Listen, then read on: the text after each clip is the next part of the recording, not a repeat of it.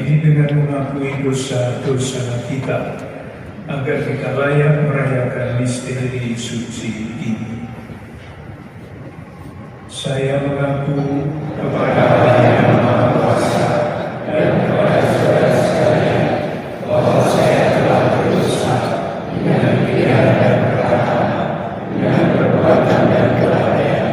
Saya berdosa, saya sungguh berdosa. Oleh sebab itu saya dilupakan. Kalimatnya berbunyi begini, lalu malaikat itu meninggalkan dia. Artinya apa? Artinya Bunda Maria tidak tahu lagi di mana harus bertanya kalau dia mempunyai pertanyaan. Dia dibiarkan sendirian.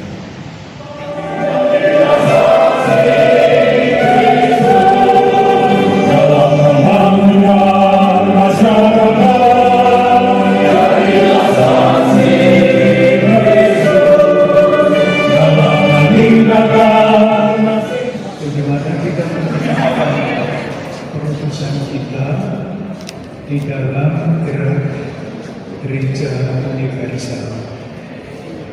Tentu pertama-tama saya ingin menggunakan kesempatan ini untuk mengucapkan terima kasih kepada para ibu dan bapak, saudari-saudara sekalian yang telah menjalankan perutusan yang dipercayakan oleh Keuskupan Agung Jakarta.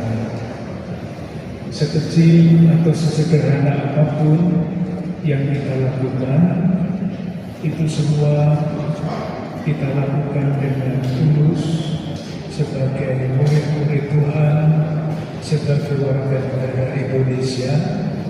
Moga-moga yang kecil yang kita lakukan itu dapat menjadi penanda, dapat menjadi suara hati di tengah-tengah masyarakat. Saya ingin menyampaikan pengumuman yang mendahului yang resmi. Nanti pada hari Natal akan diumumkan bahwa untuk tahun 2025 Paus Fransiskus menentukan tahun suci biasa, tahun jubileum. Tahun suci itu berlangsung 25 tahun sekali. Itu yang biasa. Kalau yang luar biasa ya, kalau Paus menghendaki yang dilakukan. Itu terjadi misalnya pada tahun 2016. Pada waktu itu ada tahun suci luar biasa kerahiman ilahi. Nanti di tahun 2025 tahun suci biasa yang diberi judul ini bersejarah pengharapan.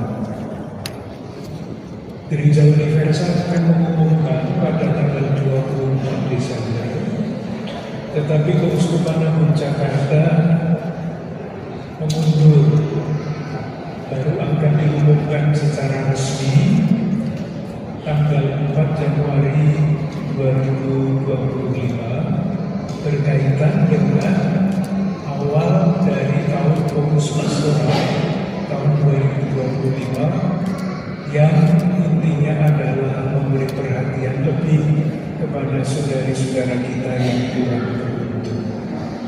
Itu nilai keempat dari ajaran sosial gereja.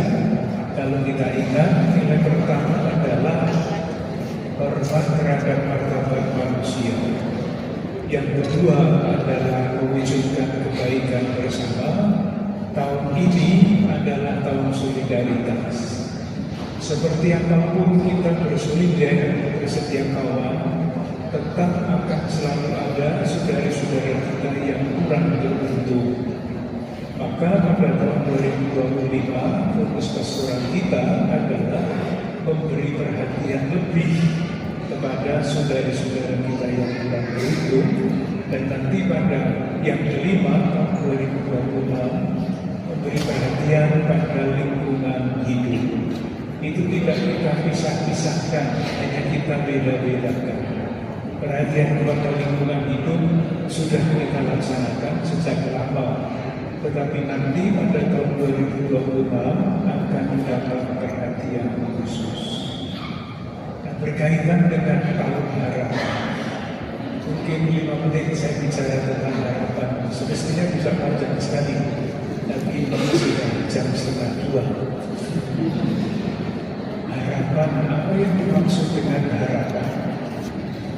Saya selalu memberi catatan awal. Saya berpendapat, boleh tidak setuju, boleh berdiskusi. Tetapi saya berpendapat bahwa yang namanya harapan itu tidak sama dengan optimisme. Seringkali dua kata itu dipakai di dalam pidato-pidato para pejabat di koran, itu silih berganti seolah-olah sama. Padahal menurut saya tidak sama. Maka kita tidak menggunakan optimisme, kita menggunakan kata harapan. Apa bedanya? Optimisme itu landasannya, dasarnya adalah perhitungan manusiawi, ilmu positif, ilmu ekonomi, politik, sosial, macam-macam digunakan sehingga kita boleh optimis bahwa nanti tahun 2026 korupsi hilang dari bumi Indonesia. Amin. Itu optimisme. Tetapi kalau ternyata masih banyak menteri yang diundang oleh KPK, rupanya tahun 2020 korupsi itu tidak akan selesai. Optimisme pada waktu itu akan berubah menjadi pesimisme. Ternyata saling mawon. Itu optimisme. Jadi karena perhitungannya dalam manusiawi tidak berhasil, maka optimisme berubah menjadi pesimisme. Harapan tidak seperti itu. Harapan itu kata teknis di dalam kitab suci, di dalam ajaran iman gereja. Landasannya bukan perhitungan manusiawi saja. Landasannya adalah keyakinan iman. Keyakinan iman yang mana?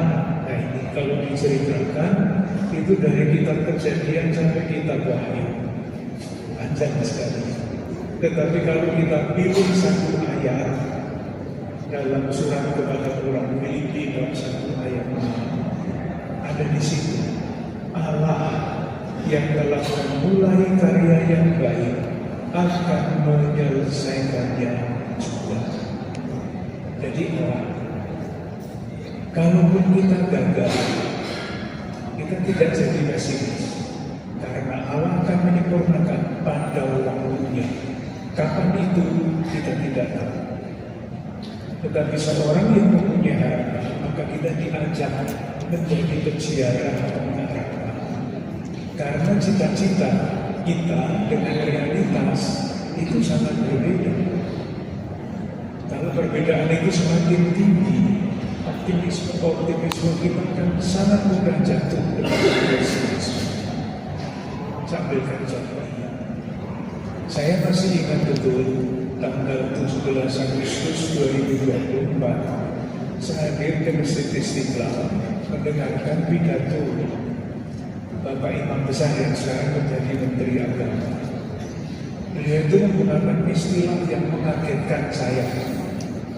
Hari itu hari kemerdekaan dan beliau berbicara mengenai luka kemerdekaan.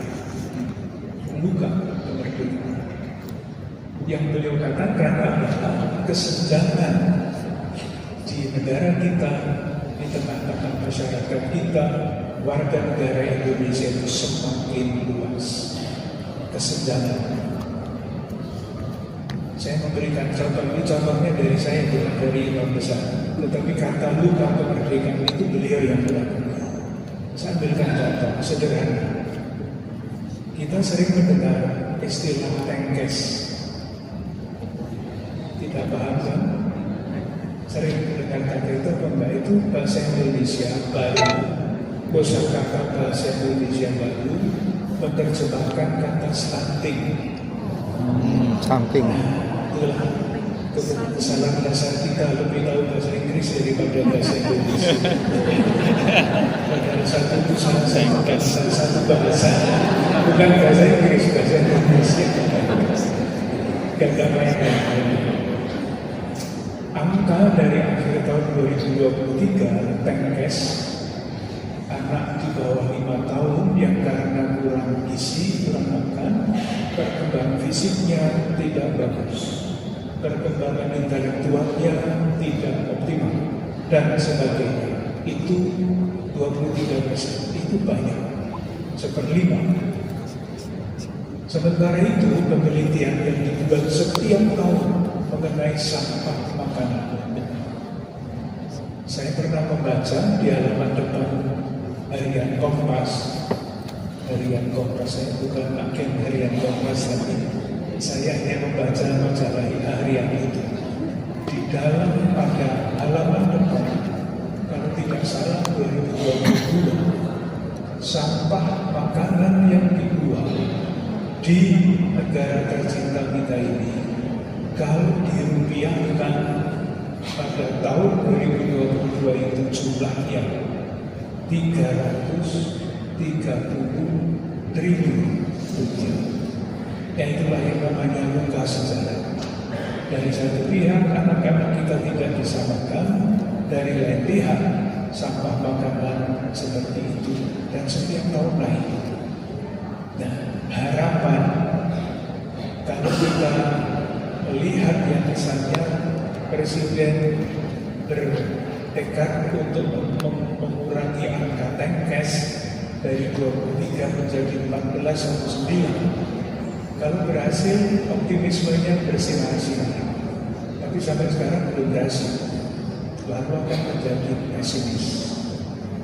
Kalau orang berharap nggak pesimis, kalaupun senjangan itu tetap ada, kita tetap akan melakukan sesuatu sekecil apapun. Itulah yang namanya berbuat baik, sekecil apapun. Nanti pada waktunya Tuhan yang akan menyempurnakannya. Maka kalau para ibu dan bapak yang bekerja di lingkungan masyarakat, RT, RW, kelurahan, bekerja untuk mengurangi angka Tenkes, angka stunting, itulah karya Allah. Itulah ungkapan pengharapan sesederhana itu. Atau kalau umum di masyarakat itu kan berbeda, semboyan, bukan semboyan, ada gium ini untuk pelayanan masyarakat. Kalau bisa dipersulit, mengapa dipermudah? Pernah dengar? Itu sering saya dengar itu mencari surat keterangan yang mestinya sederhana disuruh menunggu sampai sore. Misalnya, kalau kita mengubah yang berada di dalam lingkup pelayanan masyarakat, kalau bisa dipermudah, mengapa dipersulit? Itulah tindakan yang menunjukkan pengharapan. Hal-hal kecil sederhana itu. Kalau seksi PSE paroki tahu bahwa satu pribadi harus dibantu, tetapi kemudian menurut aturan ini, menurut aturan itu, dan ini kenapa yang mudah harus menjadi sulit? Itulah tanda pengharapan. Intinya supaya tidak berbicara terlalu panjang. Harapan itu landasannya salah satunya adalah kata-kata Rasul Paulus di dalam suratnya kepada orang Korintus yang pertama bab 15 ayat 58. Bunyinya begini: saudara-saudara yang terkasih, berdirilah teguh, jangan goyah. Giatlah selalu di dalam pekerjaan Tuhan, karena bersama-sama dengan Tuhan jernih lelah tidak sia-sia. Meskipun kelihatannya sia-sia, tetapi tidak sia-sia. Menjadi suara hati. Seringkali saya dengar, tambah lagi, contoh kecil lagi. Kita semua merasa bahwa harus menjaga kebersihan, tidak membuang sampah di sembarangan tempat. Itu kita pelajari dan disosialisasikan di dalam gereja. Tetapi kalau kita melihat, misalnya di jalan sembarangan orang jajan makan di mana, sampahnya dibuang semua di kali atau di mana. Orang bisa berkata, apa gunanya saya menjaga diri untuk tidak membuang sampah sembarangan kalau orang lain berbuat seperti itu. Kita sering tergoda seperti itu. Orang yang berharap enggak, meskipun orang lain berbuat yang tidak baik, saya tetap ada pilihan saya untuk melakukan segala sesuatu dalam rangka berbuat baik. Moga-moga tahun pengharapan ini juga menjadi inspirasi bagi para ibu dan bapak untuk bertekun di dalam pelayanan kecil, karena itulah tanda-tanda pengharapan. Terima kasih. Kita semuanya, silakan Bapak Ibu yang ingin menyampaikan sesuatu kepada Bapak Wasu, bertanya atau sharing singkat, kami silakan singkat ya.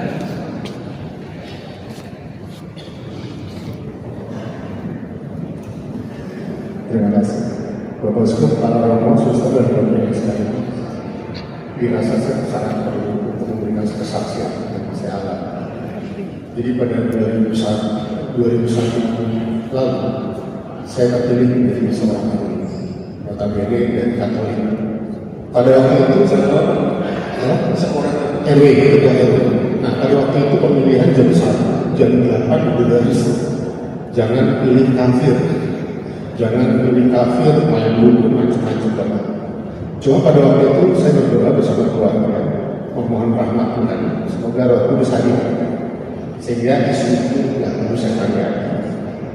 Tapi puji Tuhan, pada jam 1 siang saat pemilihan, sampai dijaga kepolisian dan tentara pada waktu itu, 20 ribu yang mendukung antara yang mendukung saya dengan Tuhan.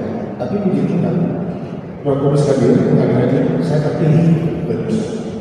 Nah, pada saat saya terpilih ini, saya langsung berbicara dalam hati dan pada keluarga bahwa kita adalah saudara dunia. Ada wajah umat, ada wajah iman, ada wajah Tuhan yang harus kita coba sinarkan ke masyarakat, sehingga isu-isu tadi bisa bergulir ramai. Nah, puji Tuhan, 2024 ini saya terpilih oleh Bapak yang notabene Kristen dari non-Muslim juga. Dan saya terpilih menjadi anak kekayaan pada tanggal 24 Desember nanti. Saya selesai dari itu, saya nanti menjadi ketua pelayanan. Nah, di situ saya bersyukur pada Tuhan karena saya melakukan hal tersebut dengan diri saya dari perkataan dan perbuatan tindakan saya ini ada wajah Tuhan, ada wajah mereka, ada wajah Tuhan, sehingga mereka melihat dan tidak lagi di November 2024 tidak lagi ada isu kafir, sara dan sebagainya. Nah, ini yang perlu saya berikan kepada kita semua agar menjadi peneguhan untuk kita semua. Terima kasih. Baik, terima kasih Bapak. Berikutnya ada lagi, silakan dari yang belakang. Oh ibu yang depan, ada yang depan. Silakan singkat pada. Terima kasih. Sebelumnya saya dari Paroki Barnabas Pamulang. Saya di sini itu 3 hari menghidati keterangan Allah di situ notabene banyak muslim. Dan puji Tuhan dengan keyakinan saya bahwa saya bisa ingin menunjukkan bahwa kita itu umat Katolik yang bisa diterima di mana-mana. Saya di situ dipilih jadi ketua posyandu, PKK dan juga PPK. Di situ saya hanya Katolik sendiri. Dan puji Tuhan ternyata Bapak Lurahnya itu juga bisa menerima saya dan segala isu di situ. Dia juga menggunakan dari DVD saya dari sempat berubah sampai kabupaten itu semua misi. Saya tidak berpikir sendiri. Dari situ saya cerita sama teman bahwa kita tidak perlu takut kita masuk di lingkungan yang berbeda, asalkan kita justru mempunyai semangat menunjukkan bahwa inilah Kristus. Saya sempat ditanya, kenapa bisa kok tidak mau bergabung? Saya ngomong bahwa ajaran dari Yesus itu adalah kita bagaimana hidup bermasyarakat. Itu saja, terima kasih. Baik, terima kasih Bu. Berikutnya, yang Pak Moses, Bapak Uskup minta Pak Moses untuk singkat ya Pak Moses ya, terutama yang tahun lalu belum sharing ya, tahun lalu sudah sharing. Ya, silahkan Pak Moses. Ya, Shalom. Perkenalkan, saya hari ini dari paroki Stanislaus Tosca Rangdan, yaitu paroki yang termuda di Kusumaran Jakarta. Tepuk tangan dulu. Nah, ini saya kebetulan di momen yang bagus ini saya ingin berterima kasih kepada Bapak Uskup. Kami sudah 2 tahun sudah menjadi paroki dari saksi. Itu karena berkat Tuhan Yesus yang luar biasa. Satu hal yang kami ingin sampaikan bahwa kami mencoba untuk melakukan pembangunan yang selama ini sering bertolak belakang dengan lingkungan. Tapi hari ini Bapak Uskup semuanya berjalan baik. Termasuk Pak RT di lingkungan gereja kami hubungan sudah lebih baik. Dan ini sampai ke Agus, ya berdiri Agus berdiri Bagus. Nah, beliau yang selama ini berkomunikasi dengan RT, RW, bahkan sendiri gereja. Cuma satu hal, izin Bapak Uskup, kami belum bisa untuk bangun lonceng gereja. Katanya Bapak Romo yakin asal taruh kami, katanya harus kita izin bukan sama pihak BPH, tapi izin sama lingkungan. Demikian, terima kasih, Tuhan Yesus berkati. Terima kasih. Pak Moses ini sudah ada RW ya, sudah ada RW. Baik, ini masih sharing semuanya kalau yang tanya ke Bapak Uskup. Di sebelah sana, tengah sudah di ujung, sebelah sana. Tahun lalu belum sharing ya? Oke, silakan. Ciputat ingin Namanya siapa? dan Agung Pak. Ya. Di masyarakat sebagai apa? Saya humas dari RT. Saya berpikir mungkin mohon dukungan dari kita Uskupan di masyarakat itu, karena ini adalah hubungan antara agama ya. Saya merasa ada satu kebutuhan yang bisa digunakan sama-sama, yaitu seperti misalnya rumah duka. Jadi saya sendiri sebelumnya juga sebagai ketua lingkungan pernah mengalami masalah. Ada rumah kita yang tinggal di kontrakan, rumahnya kecil sekali gitu, dan kebetulan pemilik kontrakannya tidak berkenan untuk ada misalnya web gitu kan. Nah, saya berpikir andaikan ada satu simbol yang untuk menyatukan, karena yang tinggal di kontrakan itu kan nggak cuma umat Katolik ya, justru banyak yang non Katolik. Itu kesulitan untuk menyemayamkan kerabatnya dan juga keluarganya. Mungkin dari kita Uskupan bisa mendorong lewat Pemda yang sekarang mumpung masih baru, supaya ke depan bisa diupayakan seperti itu, Pak Uskup. Terima kasih. Terima kasih. Nanti baru satu ya. Minta nanti tanggapan Pak Uskup. Silakan. Pak, jawabnya ini. Bisa namanya lupa, nggak hafal sih. Bapak Uskup, nama saya Agus Daryono dari Paroki Bekasi. Untuk yang kaitannya dengan kemasyarakatan, saya bersama tim Bekasi Timur. Tetapi yang akan kami prihatinkan Bapak Uskup berkali-kali dimanapun juga itu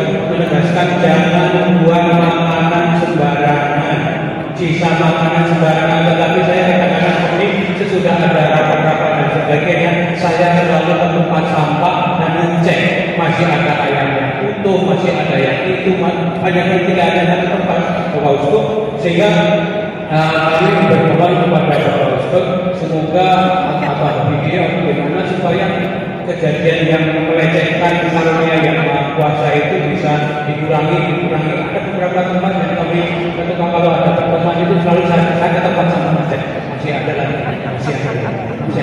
Kenapa kalau tidak habis itu jangan dimakan, sisihkan aja. Matur nuwun begini saja. Matur nuwun. Baik, terima kasih Pak. Satu lagi dari masih ada Alif Muncul.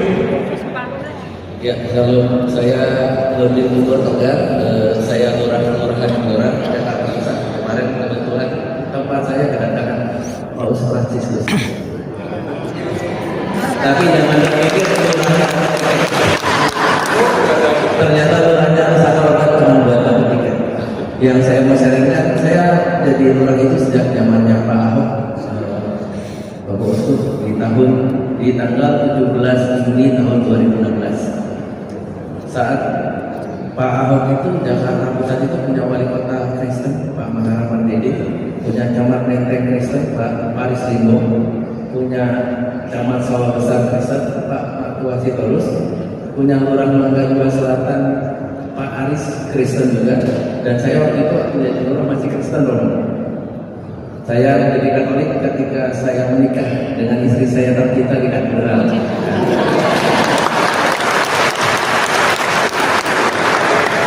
Lanjutan yang paling serunya adalah pada zamannya Pak Anies. Dari 5 orang tadi hanya tinggal si Toga yang jadi lurah di Kebun Kelapa. Sampai saat itu ada teman kita banyak hebat juga ya, masih bertahan.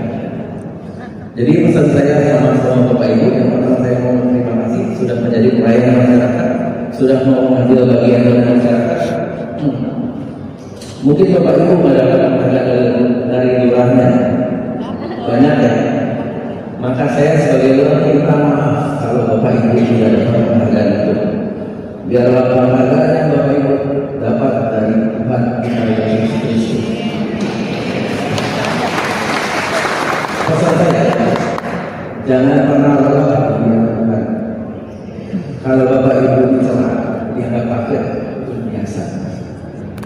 Pengalaman paling seru saya untuk akhir adalah ketika saya jadi lurah Kelapa di depan kelurahan kami ada masjid yang dikomandai oleh 30 saya bisa sebut ya. Nah, saat itu saya datang, simpen terang nunjuk ke belakang bilang kafir. Tahu RTW bilang belum geser. Di Mas Badin saya bilang geser. Bapak tahu bahwa itu pasti langsung hasilnya ya. Saya nggak usah. Memang kenapa?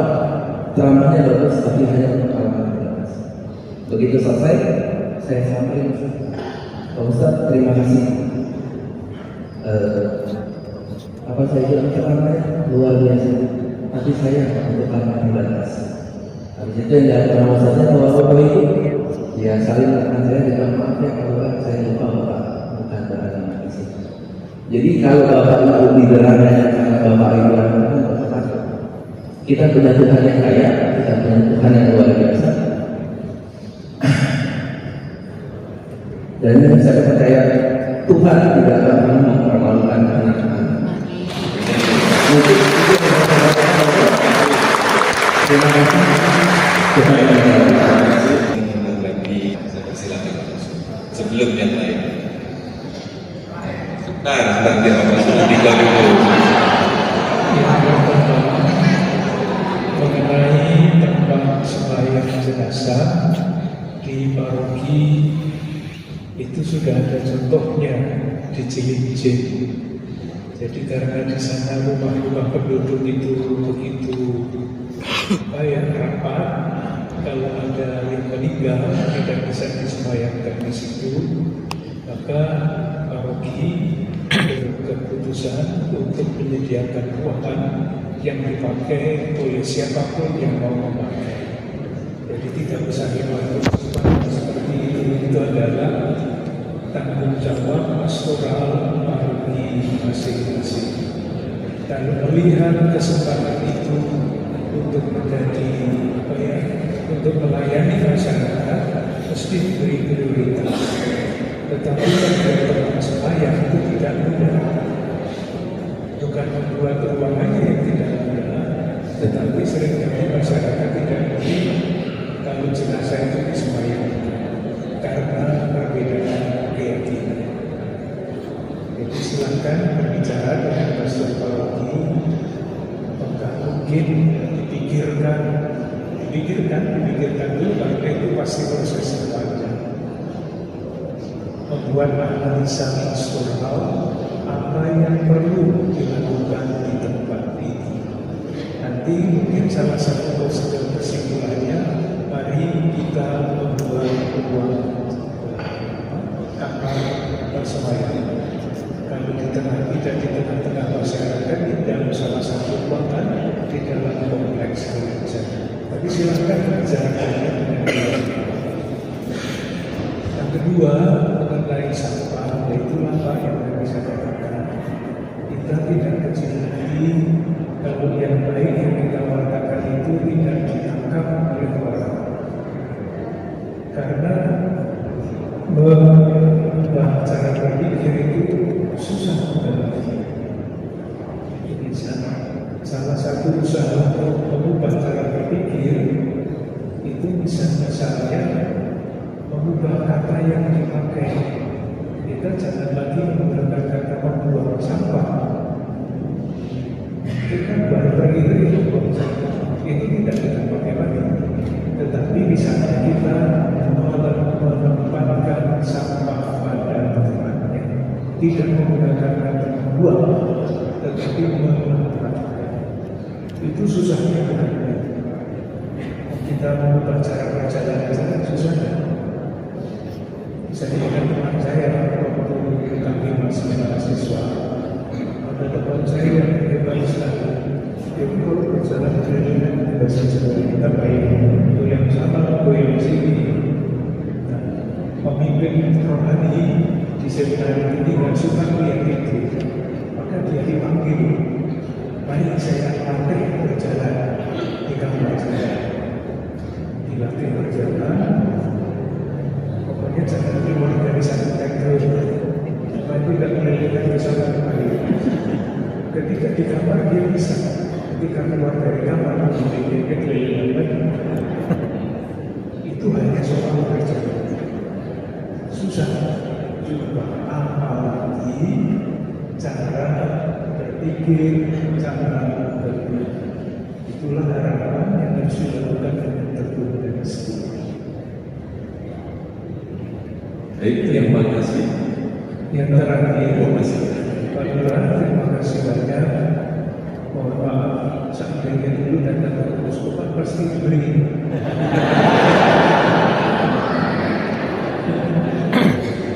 Ya, nanti kalau mau datang lagi,